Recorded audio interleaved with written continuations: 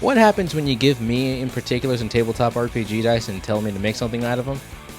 Well, you kind of get today's video. Hey, yo, and hello, everyone. It's me, your weird Uncle Ian. In today's video, we will be starting a brand new segment in this channel called Rolling for a Hero, a segment in which I let the dice dictate what kind of hero and or villain I will be creating for today. Now, for quite some time, this is actually a segment I really wanted to work on, especially in my very first channel, so I'm really excited that I actually get to make this video today, and hopefully, if this video does well, we can actually do a lot more of these kind of things. So, if you want to see videos like this, make sure to subscribe, hit the like button, do all the typical YouTubery things. So I think y'all heard enough of me talking. So how about we get rolling? Let's roll for a hero!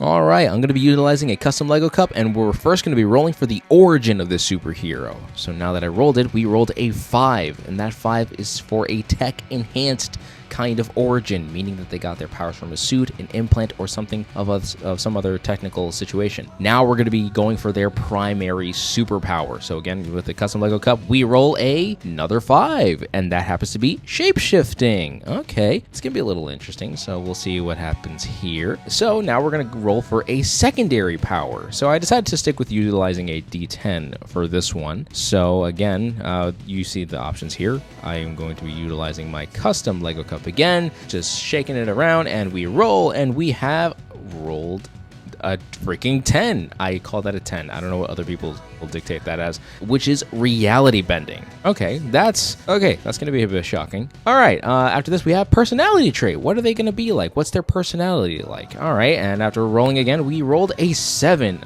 hot-headed and impulsive. Okay, interesting. So a tech-based hero who can shapeshift, very hot-headed. All right, so what about the suit? What kind of super suit are they going to be wearing? All right, so we're going to be rolling again. Just shake a shake a shake, and a roller we go. And we got apparently number 2, which is a full body armor. Oh boy, do I got something ahead of me now. And we begin the designing process. So, having to look at what I ended up rolling over here, I ended up rolling a straight up tech-enhanced, shape-shifting, reality-bending, hot-headed in personality, wears a full body of armor, and then on top of that, I also rolled this off screen, so I ended up rolling that she is a woman. So, yeah, that's more or less about it, and that's very interesting. So this actually kind of threw me for a bit of a loop because obviously I wasn't kind of expecting to roll this kind of character. And again, I actually love this challenge because it's forcing me to think outside the box. So she's a tech-enhanced kind of hero. What can we get from that? Maybe she was a lab experiment, or better yet, a test subject that was testing out some new nanotechnology that can help one shape their overall structure. Maybe it could have been for something good, but then now used for something nefarious or evil and whatnot.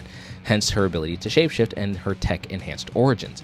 Maybe she even understood the concept, or maybe she was able to take these nanobots and somehow find a way to warp reality, or better yet, warp small parts of reality to her whim, so then that way she ends up kind of working along with a bit of an interesting factor here. I like the fact that she's a very hot-headed individual, so the concept of this character having a very hot-headed personality. So imagine a reality warper who's just sick and tired of anything, who probably just warps reality out of being petty, which I think is kind of funny to some extent. So I think that's a really interesting part that we got that, there. And the full body armor part really kind of got me. So maybe she is a shapeshifter, and what if she shapeshifts into like animals or beasts of any kind? And what if she ends up warping reality to just warp the reality of her suit, so that every time she, shapeshifts into an animal, the suit of armor she wears actually kind of like morphs along with her. So it's not like massive amounts of reality bending, but just enough to where it makes it manageable for her. So what do you guys think of this rendition of a character that, honestly, I don't know about the name. Probably have to figure out when we see the comic cover now.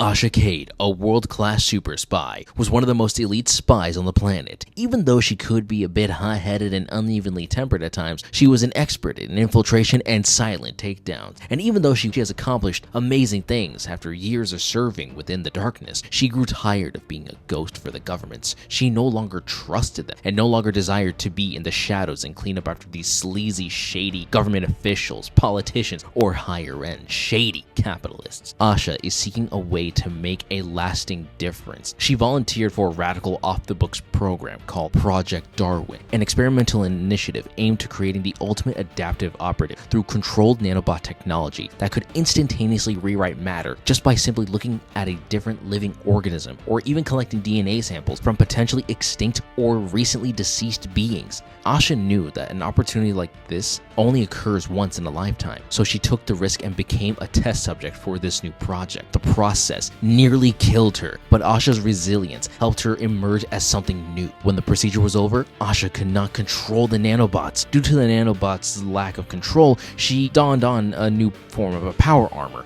which honed in her shape-shifting abilities. Furthermore, she could warp reality just enough for her suit to morph around her in her newly shape-shifted state. As time passed on and her utilizing her abilities, she gave herself a code name that suited her due to her armor and abilities. She called herself Psybeast. Now being able to shapeshift into any creature she sees and suitably bends reality to her will, she steps away from the world of espionage to become something more, a hero, free from orders and politicians. Psybeast now uses her powers to protect those caught in the crossfires of power they can't understand, embracing the wild within to fight for a better world.